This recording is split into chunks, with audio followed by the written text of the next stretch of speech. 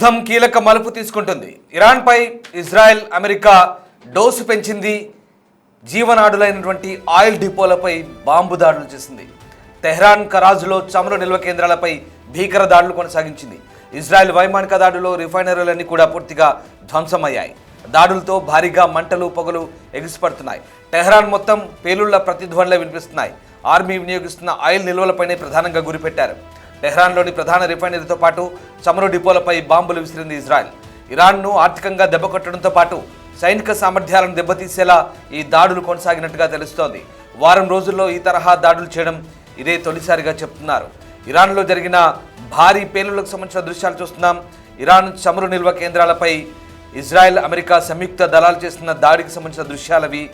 ప్రధానంగా ఇజ్రాయెల్ ఆర్థిక వనరులపై దెబ్బ కొట్టడం ద్వారా ఆ దేశాన్ని బలహీనపరచడం, ఇరాన్ను బలహీనపరచడం ఇజ్రాయెల్ ప్రధాన ఉద్దేశంగా కనిపిస్తోంది. దీంతో ఇజ్రాయెల్లోని రాజధాని టెహ్రాన్తో పాటు కరాజ్ వంటి ప్రాంతాల్లో ఉన్నటువంటి ప్రధాన ఆయుధ డిపోలపై దాడి చేసడంతో ఒక్కసారిగా ఇంధనం పేలిపోయి భీకరమైనటువంటి శబ్దాలు, మంటలు చెలరేగి దట్టమైన పొగలతో ఆ ప్రాంతమంతా భీభత్సంగా కనిపిస్తున్న దృశ్యాలవి. Disturbing content on big TV screen. Israel, Iran వార్కు సంబంధించిన లేటెస్ట్ అప్డేట్స్ ఇవి. ఇజ్రాయెల్ ఇరాన్లోని టెహ్రాన్ అలాగే కరాజ్ నగరాల్లో ఉన్నటువంటి ఆయుధ డిపోలపై దాడి చేసిన దృశ్యాలవి. ఆయిల్ రిఫైనరీలు పూర్తిగా మిసైల్ దాడిలో పేలిపోయి భీకరమైనటువంటి శబ్దాలతో మంటలు చెలరేగిన దృశ్యాలు మనం చూస్తూ ఉన్నాం. ఇక ఈ తరహా దాడులు ఈ యుద్ధంలో తొలిసారిగా చెప్తున్నారు. ప్రధానంగా టెహ్రాన్ రిఫైనరీతో పాటు ఆ డిపోలపై బాంబులు వేసింది ఇజ్రాయెల్. దానికి సంబంధించిన దృశ్యాలు ఒకసారి చూద్దాం.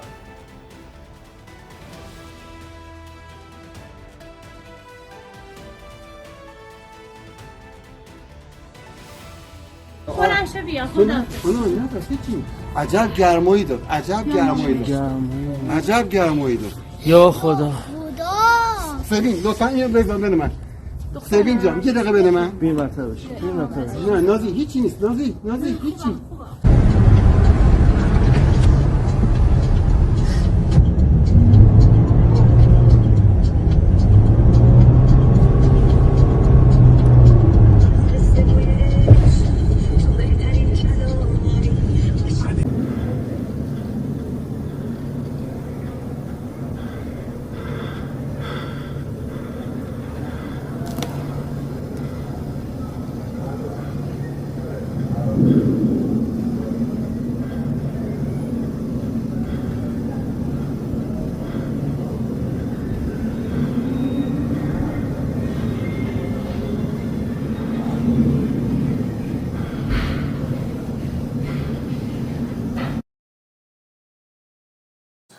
ఇరాన్, ఇజ్రాయెల్ మధ్య భీకర పోరు కొనసాగుతోంది.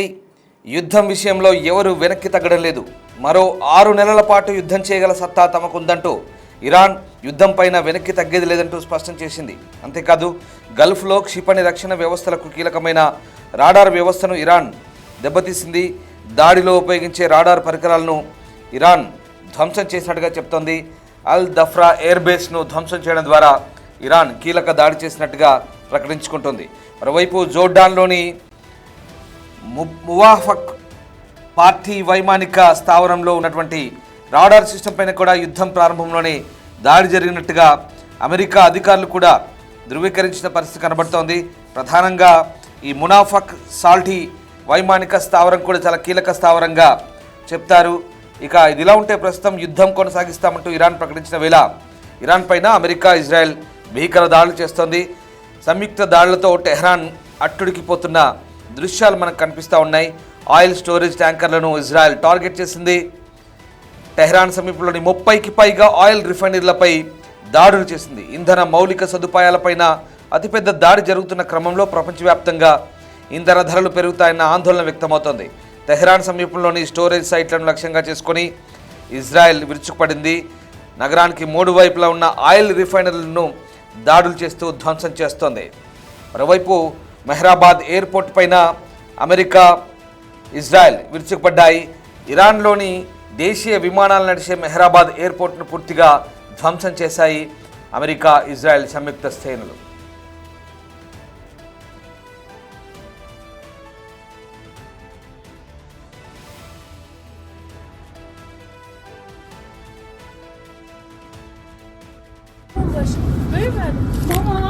مامان نترس بگو نترس نترسید الو الو اصلا چرا پرید؟ نه ترس هم اینجا خوبه انبار نفت رو زد انبار نفت رو بیا زد سمت خونه ما مامان آره. تنهایی؟ نه ترس بیا خونه ما مامان آره، بیا نه ترس، اینجا. خداحافظ. نه یه دقیقه بذار وایسته. نترسید از آسانسور هم نیاد مامان از آسانسور نیا یا از بیا بابام بلند شو بیا یواش بیا بلند شو بیا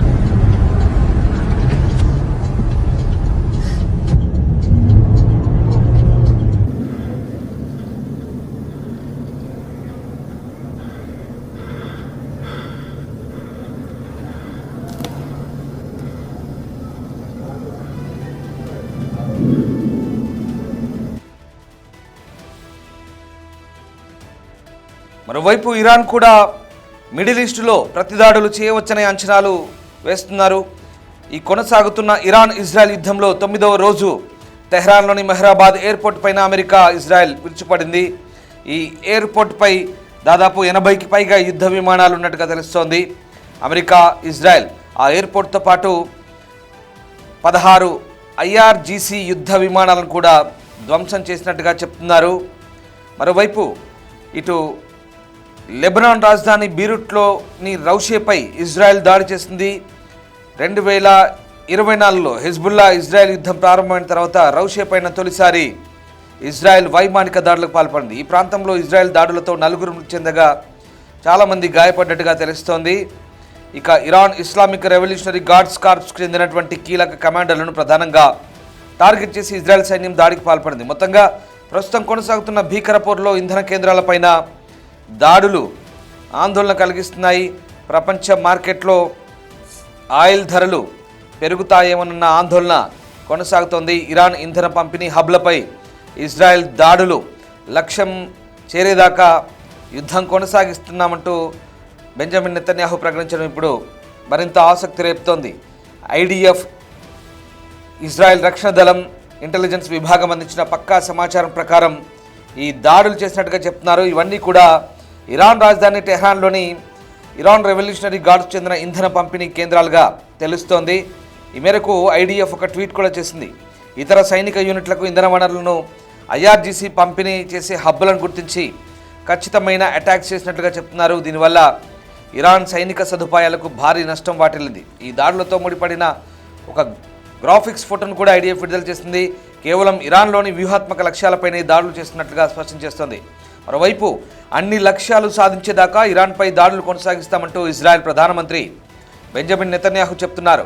పశ్చిమాసియాలో ఉద్రిక్తతలు తీవ్ర రూపు దాల్చిన వేళ ఇజ్రాయెల్ సైనిక దళాలు పౌరులు చూపిన సాహసాన్ని కొనియాడుతున్నారు. ఈ మేరకు హిబ్రూ భాషలో ఒక వీడియో సందేశాన్ని కూడా X వేదికగా విడుదల చేశారు బెంజమిన్ నెతన్యాహు. ఇజ్రాయెల్ ఉనికిని నిర్ణయించే పోరాటం మధ్యలో ఉన్నామంటూ గత వారం రోజుల వ్యవధిలో శత్రువులకు వ్యతిరేకంగా బలాన్ని చొరవను సంకల్పాన్ని ప్రదర్శించామంటూ ఇకపైన అన్ని లక్ష్యాలను సాధించేదాకా సర్వశక్తులొడ్డి పోరాటాన్ని కొనసాగిస్తామంటూ చెప్తున్నారు. ఇజ్రాయెల్ పౌరులుగా బలమైన సంకల్పం, బాధ్యత, సాహసోపేత వైఖరితో వ్యవహరిస్తున్నారంటూ తన వీడియో సందేశంలో నెతన్యాహు ఆ దేశ పౌరులను ఉద్దేశించి చేసిన వీడియో ఇప్పుడు ఆ దేశ సైన్యానికి అలాగే ప్రజలకు కొంత ధైర్యం నూరిపోస్తున్నట్టుగా అర్థమవుతుంది.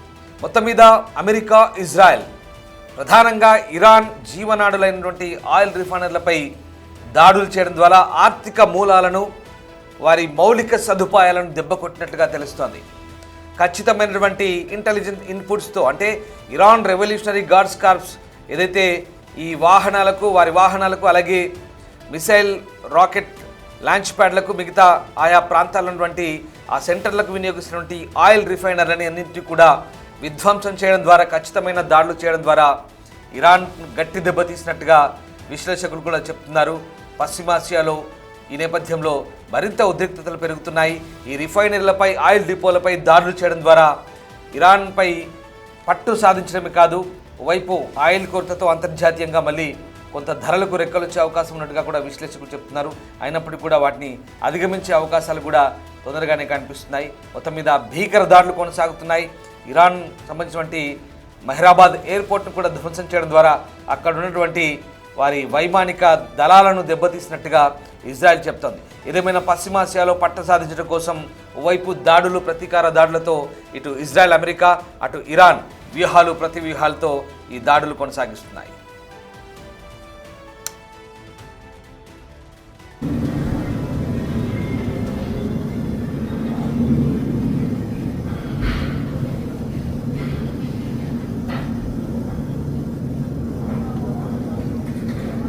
باش آروم باش ببر مامان مامان نترس بگو نترس آبی